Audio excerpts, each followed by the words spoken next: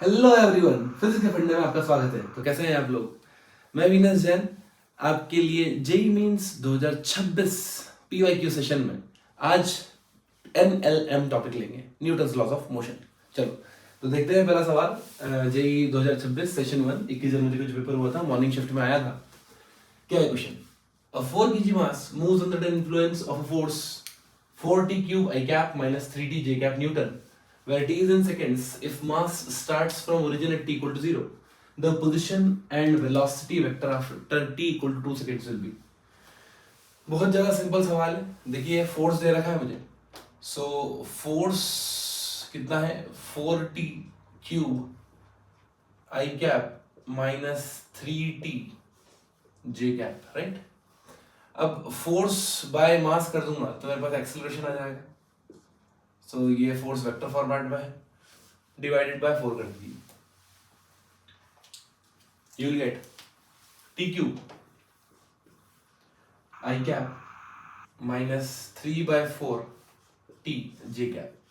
ये मेरे पास एक्सेलरेशन आ गया है। अब t इक्वल टू 0 पे पार्टिकल की पोजीशन जो है वो ओरिजिन पे है 0,0, और इनिशियल वेलोसिटी भी क्या है? 0 है, स्टार्टिंग फ्रॉम रेस्ट है। तो बहुत ही सिंपल केस है। तो इसमें कोई बाउंड्री कंडीशन की टेंशन नहीं है। आप देखो मुझे क्या निकालना है? वेलोसिटी निकालना है। सो वेलोसिटी इज एक्सेलरेशन है, so velocity is a dt, right? t equal to 0 पे वेलोसिटी इनिशियल 0 है, t इक्वल टू 2 सेकेंड्स पे वेलोसिटी निकल जाएगी। इसको इंटीग्रेट करना है तो ये कितना हो जाएगा हमारे पास? ये हो जाएगा t to the power 4/4 i cap, limit डलेगी 0 से 2, माइनस 3/4 t का इंटीग्रेशन t²/2, लिमिट डलेगी 0 से 2 j कैप। अब लिमिट डाल दीजिए, सो ये जाएगा 2 to the power 4 divided by 4, मेरे पास आ गया 4 आई कैप माइनस, यहाँ पे हो जाएगा t to the power 2 that is 4 minus 3/2 j cap. ये मेरे पास आ गई velocity in vector form, correct? अब मुझे क्या निकालना है? मुझे पोजीशन निकालना। सो अपन एक काम करते हैं, इसको एक बार और इंटीग्रेट कर देते हैं। So I can write x equal to dx equals to v dt। t equal to 0 पे पार्टिकल की पोजीशन क्या है? 0, और वेलोसिटी कितनी है? वेलोसिटी है मेरे पास 4i cap. Velocity is a function of time लिखेंगे यहाँ पर। सो इसको यहाँ पे ये लिखते हैं, है ना? Velocity is a function of time क्या है मेरे पास, तभी तो उसको इंटीग्रेट कर पाएंगे अपन। तो जाएगा मेरे पास t to the power 4 t to the power 4/4 dt minus 3/8 t² dt। इसको इंटीग्रेट करना है कहाँ से कहाँ तक? 0 से लेके 2 तक, t इक्वल टू 2 पूछा है, ठीक है? सो डिस्प्लेसमेंट में मान लेता हूँ कि ये x होगा कुछ ना, ये वेक्टर फॉर्मेट में है तो अपन आई कैप जे कैप भी यूज कर लेते हैं। यहाँ पे आई कैप, यहाँ पर जे कैप, ठीक है?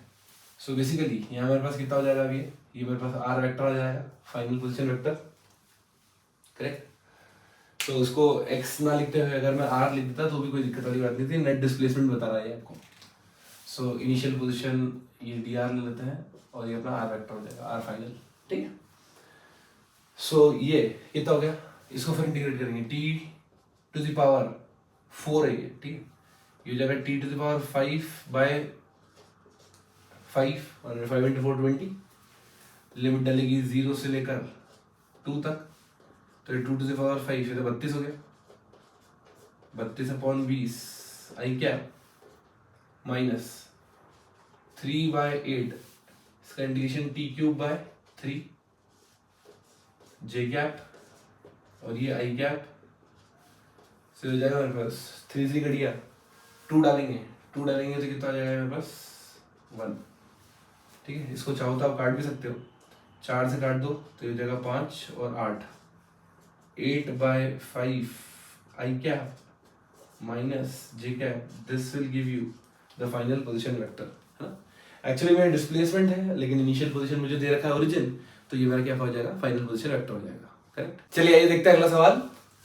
A large drum having radius r and spinning around its axis with angular velocity omega is shown in the figure. The minimum value of omega so that the body of mass m remains stuck to the inner wall of the drum. Taking the coefficient of friction between the drum surface and mass is mu is बहुत ही अच्छा problem है, simple सा problem है. यहाँ पे आप देखो ये बॉडी है ना, ये इस ड्रम के इनर सरफेस पे चिपकी रहे, गिरे नहीं नीचे. अब गिरेगी क्यों? ऑब्वियसली बात है कि यहाँ पर mg नीचे लग रहा होगा इसके ऊपर, तो उसके कारण ये गिरेगी. इसका मतलब कोई ना कोई इसको रोकने के लिए ऊपर फोर्स चाहिए, और यहाँ पर कोई फोर्स नहीं है, लेकिन ये सरफेस से चिपक के घूम रही है और सरफेस रफ है, तो यहाँ पे फ्रिक्शनल फोर्स होगा जो क्या करेगा, इसको बैलेंस आउट करेगा. करेक्ट. सो मिनिमम कंडीशन में जो फ्रिक्शन फोर्स होना चाहिए वो mg के बराबर होना चाहिए, तभी ये कंडीशन सेटिस्फाई हो सकती है, पार्टिकल इक्विलिब्रियम में रह सकता है. अब फ्रिक्शन फोर्स के लिए हमें नॉर्मल चाहिए होता है. So frictional force is nothing but mu times normal, that is equals to mg. Limiting case ले रहे हैं बिल्कुल अपन. अब आप देखो नॉर्मल कहाँ लगता है? सरफेस के परपेंडिकुलर, तो नॉर्मल लग गया इधर. करेक्ट. नाउ अगर मैं इसी रोटेटिंग फ्रेम में देखूं, इस मोशन को एनालाइज करूं, सो बेसिकली ये ड्रम पर घूम रहा है, और अगर ड्रम घूम रहा है तो मुझे एक फोर्स लेना पड़ेगा यहाँ पर, सूडो फोर्स, तभी मैं न्यूटन्स लॉज ऑफ मोशन या equations of motion, Newton's law का अच्छे से लगा पाऊंगा. ठीक. सो यहाँ पे जो सूडो फोर्स होता है वो mr ओमेगा स्क्वायर, रेडियस कितनी है? mr ओमेगा स्क्वायर क्या ले लिया मैंने? Pseudo force. अब क्योंकि ये इक्विलिब्रियम में है, तो आप देखो एक्स डायरेक्शन में इक्विलिब्रियम में होगा, सो नॉर्मल की वैल्यू कितनी आ गई? mr omega square. और इससे ये पता पड़ता है, जनरली बच्चे नॉर्मल mg ले लेते हैं, यहाँ पे नॉर्मल mg नहीं है. सो ये क्या हो गया हमारे पास? mr omega square equal to mg. This mg get cancelled with m get cancelled with m. आपसे पूछा है कि minimum value of omega, so omega आ गया हमारे पास g बाय म्यू r का अंडर रूट. क्लियर. चलिए ये देखते हैं अगला सवाल क्या दे रखा है. A block is sliding down on an inclined plane of slope theta at an instant equal to 0. This block is given an upward momentum so that it starts moving up on the inclined surface with velocity u. The distance as traveled by the block before its velocity becomes 0 is. तो case ये है कि एक inclined plane है, angle of inclination theta है, और एक particle इधर से ऊपर से नीचे आ रहा है. करेक्ट. उन्होंने बोला कि t इक्वल टू 0 पे उसको एक अपवर्ड डायरेक्शन में वेलोसिटी दे दी u. करेक्ट. और वो कितना ऊपर जाएगा, तो मैं मान लेता हूं कि यहाँ आके वो वापस क्या हो गया होगा? रेस्ट पे आ गया होगा. करेक्ट. तो ये डिस्टेंस कितना ट्रेवल किया इसने? s डिस्टेंस ट्रेवल किया. ठीक. चलिए अब आप देखो ध्यान से, यहाँ पर इस बॉडी के ऊपर एक फोर्स लग रहा है mg, और एक लग रहा है यहाँ पर परपेंडिकुलर टू सरफेस नॉर्मल. अब g के दो कंपोनेंट होंगे, एक होगा mg cos थीटा और एक हो जाएगा mg sin थीटा. मुझे g sin थीटा वाले कंपोनेंट से मतलब है. क्यों? क्योंकि आप देखो वेलोसिटी अलोंग द प्लेन है, और अगर मुझे एक्सेलरेशन भी अलोंग द प्लेन मिल गया तो मैं, और ये कांस्टेंट भी है, तो मैं ये 3 इक्वेशन का मोशन लगा सकता हूँ. यहाँ पर फाइनल वेलोसिटी कितनी? 0. I am using equation of motion v square equals to u square plus 2as along the inclined direction. तो final velocity 0, initial velocity u square. Acceleration कितना है? अगर मैं इस डायरेक्शन को पॉजिटिव कंसीडर कर रहा हूँ तो मेरे को ऑपोजिट डायरेक्शन को नेगेटिव लेना पड़ेगा. तो एक्सेलरेशन कितना हो जाएगा मेरा? रिटार्डेशन काम करेगा माइनस g sin थीटा, और डिस्प्लेसमेंट कितना है? s. तो मेरा आंसर आ गया u square by 2g sin theta. अब ये जो आंसर है बेसिकली एनटीए ने बोनस कर दिया था, क्योंकि एक भी ऑप्शन में 2g sin थीटा नहीं था, वहां पर गलती से 2g cos थीटा दे दिया था. चलिए ये देखते हैं अगला सवाल. bead P sliding on a frictionless semicircular string ACB and it is at a point S at t equal to 0. यहाँ पे, and at this instant the horizontal component of its velocity is v. Another bead q of same mass is ejected from point A at t equal to 0 along horizontal string AB with speed v. let TP and TQ be the respective time taken by the beads P and Q to reach point B in the relation between TP and TQ is. क्या दे रखा है? दो बीड है P और Q, दोनों same mass की है. एक t इक्वल टू 0 पे यहाँ पे S पॉइंट पे है और दूसरी वाली A पे है. दोनों को जाना कहाँ पे? B पे है. एक को इस सेमी सर्कुलर पाथ से आना और एक को स्ट्रेट लाइन पाथ से आना है. दे ये रखा है कि जो हॉरिजॉन्टल कंपोनेंट है इसका वो हमें v है और इसकी भी जो स्पीड है वो हमें v दे रखी है. करेक्ट? मतलब एक्चुअली में P पॉइंट पे जो नेट स्पीड होगी वो ज्यादा होगी, है, बट हमको क्या दे रखा है? हमें ये दे रखा है कि x डायरेक्शन में जो कंपोनेंट है वेलोसिटी का वो v है. ठीक है, चलो अब देखो, we know that displacement along x axis is equals to speed along x axis, or I can say the component of the velocity along x axis into time. Correct?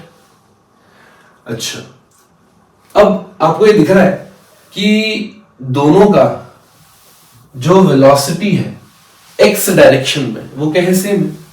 इसका मतलब displacement is directly proportional to time.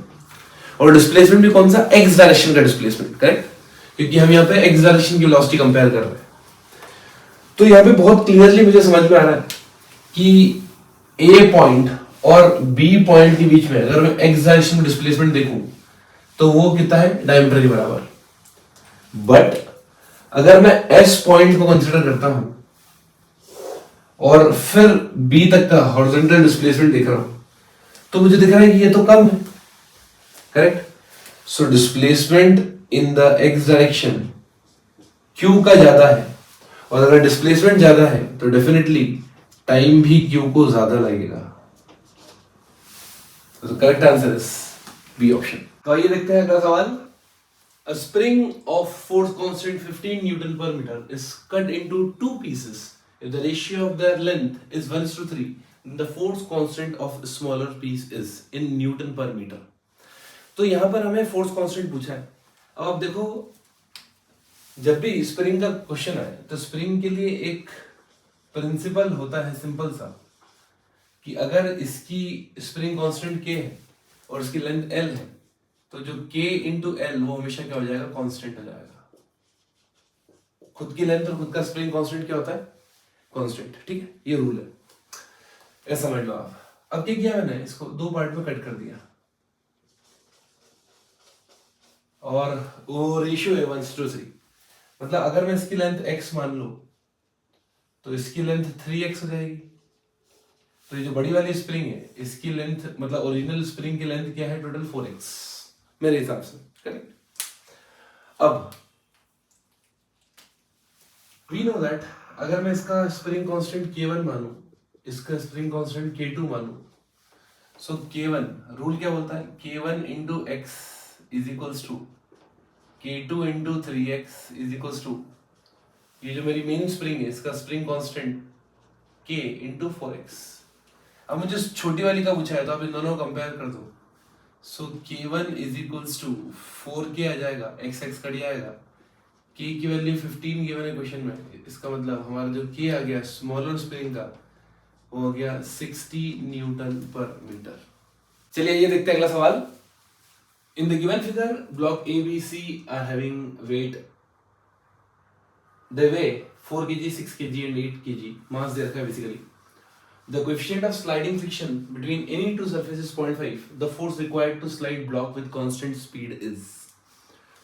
हम चाहते हैं कि कितना force लगाया जाए ताकि ये जो ब्लॉक है ये कांस्टेंट स्पीड से मूव करे. अब देखो प्रॉब्लम अच्छा है. यहाँ पर पूछा गया है कि स्पीड हमारी कांस्टेंट है, मतलब एक्सेलरेशन 0 हो जाना चाहिए, मतलब नेट फोर्स क्या हो जाना चाहिए? 0. मतलब इक्विलिब्रियम पूछा है अपने से. करेक्ट? इक्विलिब्रियम में देखना सिस्टम को क्या होने वाला है ना, मतलब लिमिटिंग केस है बिल्कुल ये कि बस हिलने ही वाला हो अब. ठीक, अच्छा. सो इस ये 2 kg 4 kg 4 kg 6 kg और 8 kg मास है. और इसके ऊपर मैं एक काम करता हूँ, पहले दोनों की है ना फ्री वर्ड डायग्राम बनाता हूँ. अगर मैं इनका फ्री वर्ड डायग्राम बनाता हूँ तो ये मेरे पास नीचे कितना है? 8 kg. इसके ऊपर कितने फोर्स लग रहे हैं? अब देखो ये ग्राउंड से भी टच में है और ऊपर वाले ब्लॉक से भी टच में है, तो यहाँ दोनों सरफेस पे तो फ्रिक्शन लगेगा, इधर टेंशन लग रहा है, उधर एक्सटर्नल फोर्स लग रहा है। तो एक फोर्स मेरा एक्सटर्नल इधर लग रहा है, टेंशन पीछे। अब क्योंकि इसको आगे खींचने के लिए मैं हल्का सा इसको पुल करूंगा तो फ्रिक्शन कहाँ लगेगा, पीछे की तरफ लगेगा बाय द ग्राउंड। और जो ऊपर वाली बॉडी है, क्या होगा कि ये जो बॉडी है, जब मैं ए और बी बॉडी, इसको भी बना लेते हैं यहाँ पे अपन, ये ए बॉडी है और इसके नीचे बी बॉडी है।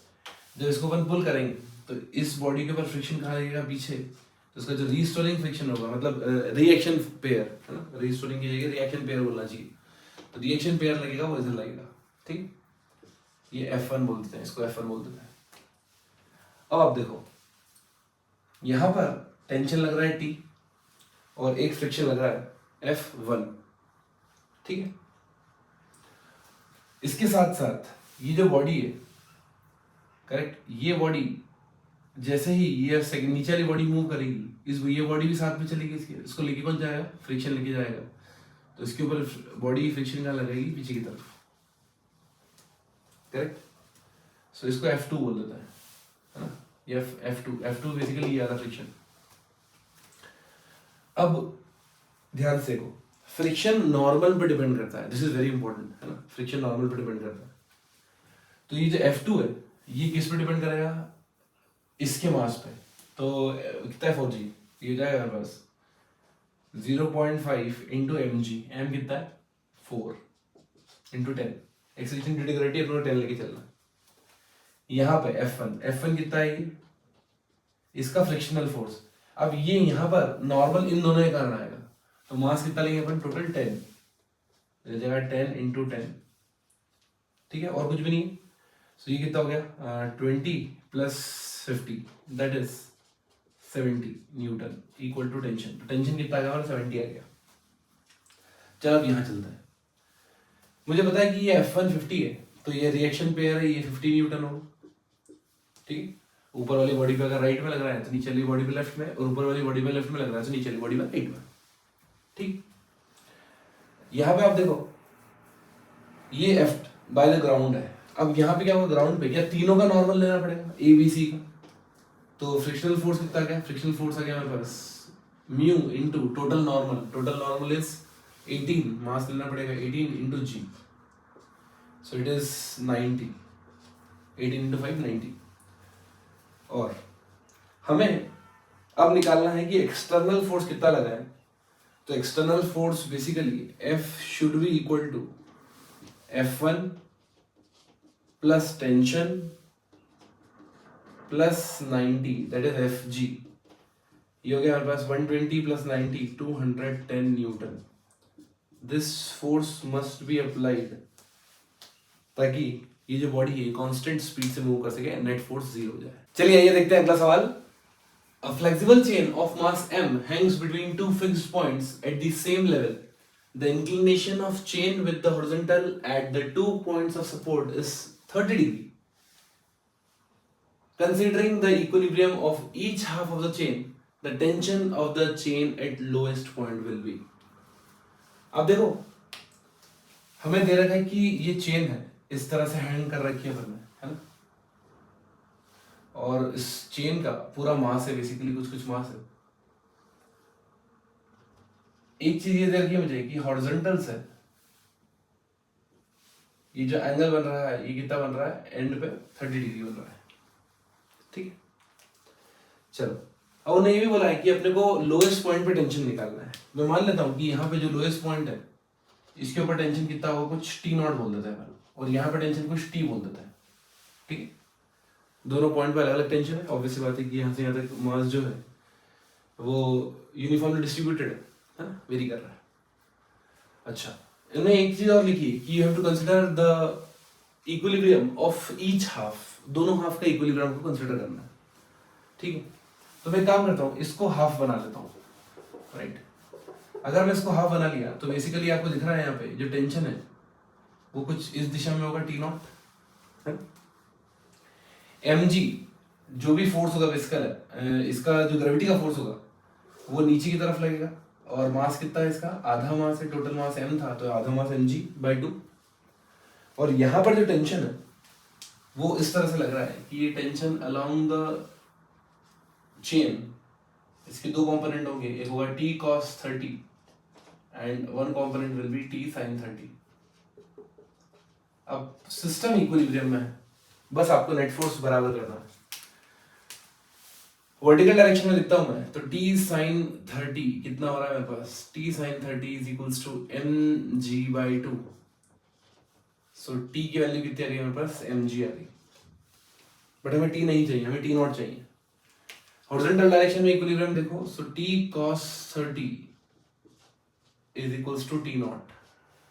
सो t की वैल्यू कितनी, mg cos 30 is √3/2। So t naught की जो वैल्यू आई है मेरे पास, वो आई है √3 mg/2। चलिए आइए देखते हैं अगला सवाल। A block of mass 5 kg is moving on an inclined plane which makes an angle 30 degree with the horizontal. Friction coefficient between block and inclined plane is √3/2. The force to be applied on the block so that block will move down without acceleration. क्या दे रखा है यहाँ पर, एक block है जिसका मास 5 kg है और एंगल 30 डिग्री है, म्यू √3/2 है। अब देखो यार म्यू बहुत ज्यादा है इसका, है ना। अपन एक काम करते हैं, पहले एंगल ऑफ रिपोज चेक कर लेते हैं, इसका एंगल ऑफ रिपोज कितना है। So mu tan theta tan 30 कितना होगा, 1/√3। सो यहाँ पे अपने को दिखा है कि जो म्यू है वो बड़ा है tan थीटा से, इसका मतलब बॉडी मूव नहीं कर रही है, करेक्ट। लिमिटिंग फ्रिक्शन बहुत ज्यादा है, पर फिर भी हमसे बोला जा रहा है कि भाई आपको क्या बताना है कि फोर्स अप्लाई करना है ताकि बॉडी एक्सेलरेट ना करे। अब आप देखो जनरली एक्सेलेरेशन क्या होता है, अपन मानते हैं कि बॉडी नीचे स्लाइड कर रही है, एक्सेलेरेशन ऊपर मतलब फ्रिक्शन पीछे ऊपर लग रहा है। सो मैं मान रहा हूं कि यहाँ पर mg sin थीटा नीचे लग रहा है, फ्रिक्शन पीछे लग रहा है, और जो मेरा अप्लाइड फोर्स है वो भी कहाँ है, डाउन ही है, ठीक है, फ्रिक्शन पीछे। अब देखो अगर मेरा मानना गलत होगा, मतलब अजम्पशन अगर मेरा गलत हो जाएगा, तो फ्रिक्शन की जो बेसिकली जो मेरा फोर्स है वो नेगेटिव आ जाएगा, है ना। अगर मुझे एक्सेलरेशन नहीं चाहिए, मतलब इक्विलिब्रियम करना है, so F down the incline plus mg sin theta should be equals to mu mg cos theta. क्योंकि नॉर्मल कितना होगा, ऑब्वियसली बात है, यहाँ पर ये नॉर्मल और ये mgo कॉम्पोनेंट है, mg cos थीटा, राइट, है ना। तो मैंने mg रिजॉल्व कर लिया, mg sin theta mg cos theta. अच्छा, सो म्यू कितना है, √3/2 into mg cos theta, cos 30 is √3/2, है ना। एक काम करो, मैं mg कॉमन निकाल रहा हूँ, तो अगर मैं mg कॉमन निकालता हूँ तो ये हो जाएगा basically mu cos theta that is √3/2 into √3/2 minus sin theta, sin 30 is 1/2 और mg बाहर आ गया, mg is 50, so 3/4 minus 1/2, right, 3/4 minus 1/2,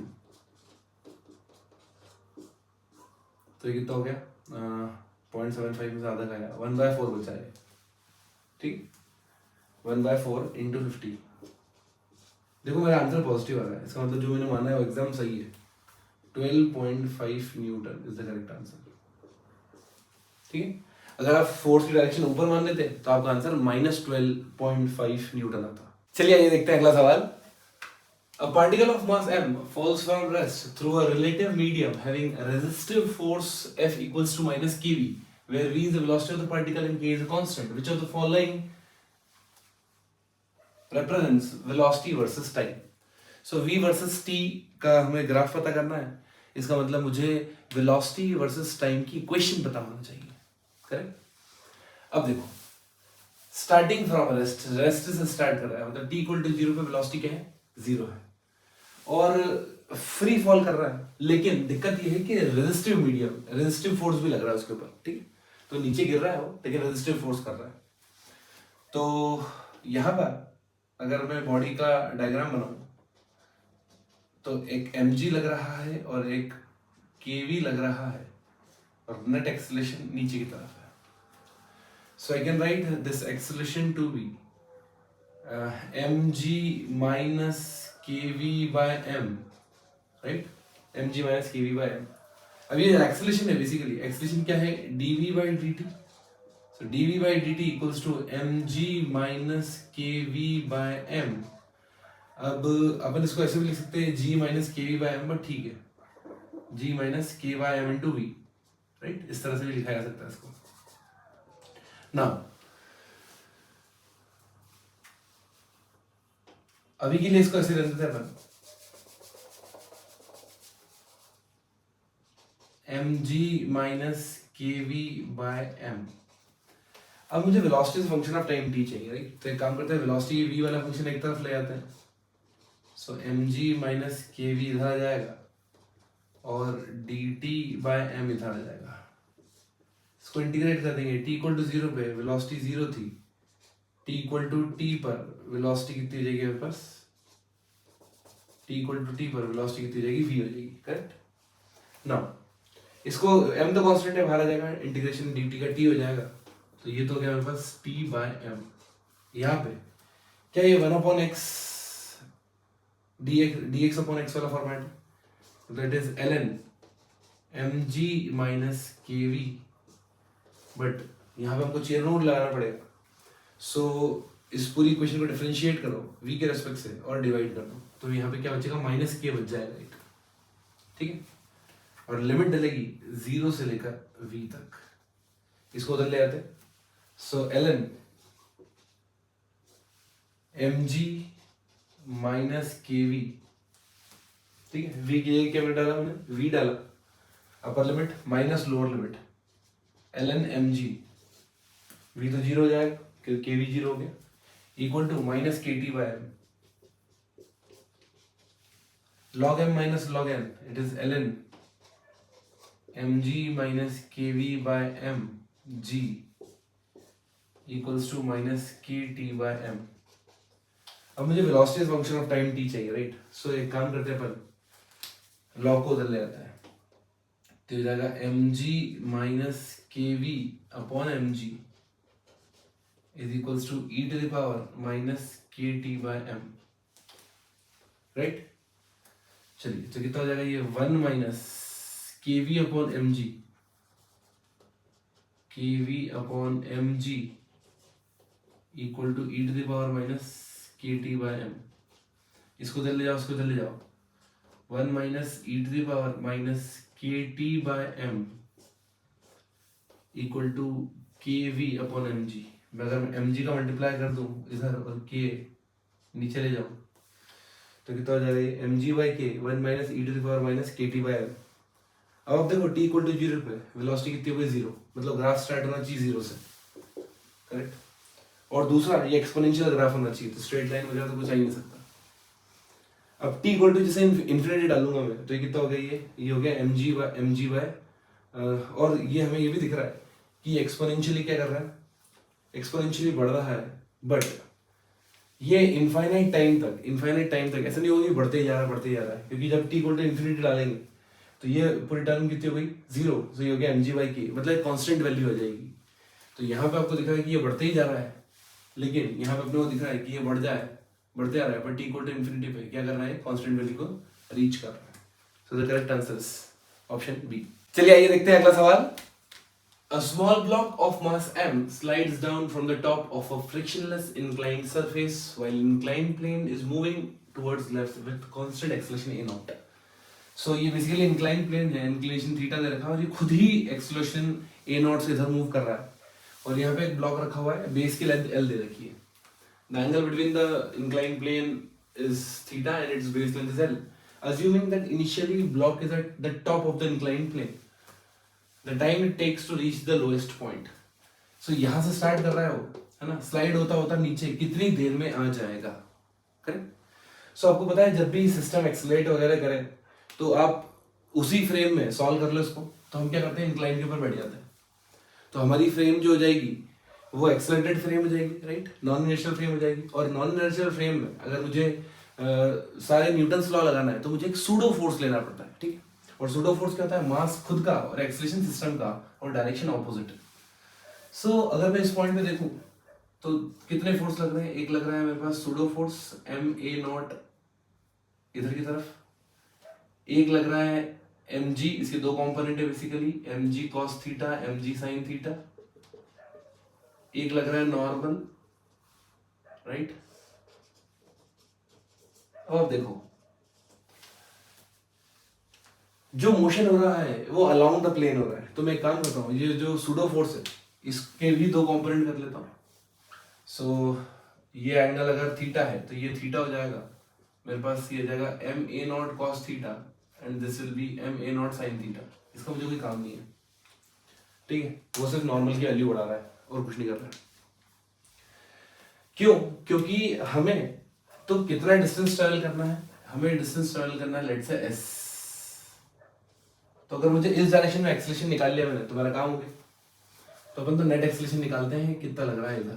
so net acceleration कितना हो जाएगा मेरे पास, mg sin थीटा और ma0 cos थीटा।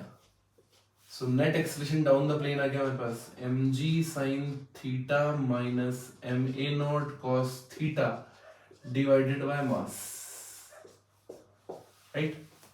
तो ये तो मेरे पास क्या हो गया, एक्सेलरेशन डाउन द प्लेन। और डिस्प्लेसमेंट कितना बना है मैंने s। अब एक्सेलरेशन की भी कांस्टेंट है, एंगल वगैरह कांस्टेंट है, a0 कांस्टेंट दे रखा है, तो मैं एक काम करता हूँ, I am using second equation of motion s equals to ut plus half at square, correct. और साथ साथ में मैं डिस्प्लेसमेंट की डायरेक्शन भी कहाँ मान लेता हूँ, नीचे मान लेता हूँ, मतलब नीचे वाली डायरेक्शन पॉजिटिव मान लेता हूँ। तो जब नेट एक्सेलरेशन आ जाएगा उसकी डायरेक्शन भी क्या हो जाएगी, positive. Initial velocity 0, net displacement s, acceleration कितना g sin theta minus a0 cos theta into t square. अब देखो क्वेश्चन में हमको बेसलाइन दे रखी है, s नहीं दे रखा है, तो यहाँ पे ट्रिग्नोमेट्री लगानी पड़ेगी। We know that s cos theta equal to l, so s की जगह पे रख रहा हूं मैं l बाय cos थीटा, दो का मल्टीप्लाई कर देता और मुझे टाइम निकालना, राइट। तो ये पूरी टर्म नीचे ले आ रहा हूं फिर मैं, it is g sin theta minus a0 cos theta और इसका होल हो जाएगा under root. This is the time. चलिए आइए देखते हैं अगला सवाल। A simple pendulum has a bob with mass m charge q. The pendulum string has negligible mass. When a uniform and horizontal electric field E is applied, the tension in the string changes. The final tension in the string when pendulum attains equilibrium position. तो question काफी simple है और यहाँ पर एक electric field दे रखी है इस तरह से, यहाँ पर पेंडुलम लटका हुआ है, ठीक है। तो अगर इलेक्ट्रिक फील्ड नहीं होती तो पेंडुलम इस डायरेक्शन में लटकता, बट क्योंकि इलेक्ट्रिक फील्ड है और मैं अज्यूम कर रहा हूँ कि इलेक्ट्रिक फील्ड राइट में है, तो पेंडुलम कुछ एंगल बना रहा होगा यहाँ से। ये एंगल कितना बना रहा है, थीटा एंगल बना रहा है, करेक्ट ना। इसके बाद फोर्स कितने कितने लग रहे हैं, एक लग रहा है टेंशन अलोंग द स्ट्रिंग, एक लग रहा है QE क्योंकि इसके पास चार्ज है और मास है, तो एक लग रहा है mg, करेक्ट। सो वो बेसिकली हमसे टेंशन पूछ रहा है। वी नो दैट ये अगर मैं रिजॉल्व कर लूँ इसको टेंशन को, ये एंगल थीटा है तो एंगल थीटा, तो ऊपर वाला कंपोनेंट t cos थीटा हो गया, ये t sin theta. So t sin theta equal to QE and t cos theta equal to mg। दोनों को स्क्वायर करके ऐड कर दो, टेंशन निकालना है, तो ये जाएगा मेरे पास mg का होल स्क्वायर प्लस QE का whole square, sine square theta plus cos square theta 1 हो गया, टेंशन आ गया मेरे पास।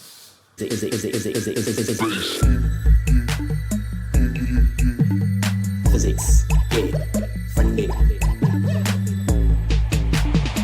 फिजिक्स के फंडे।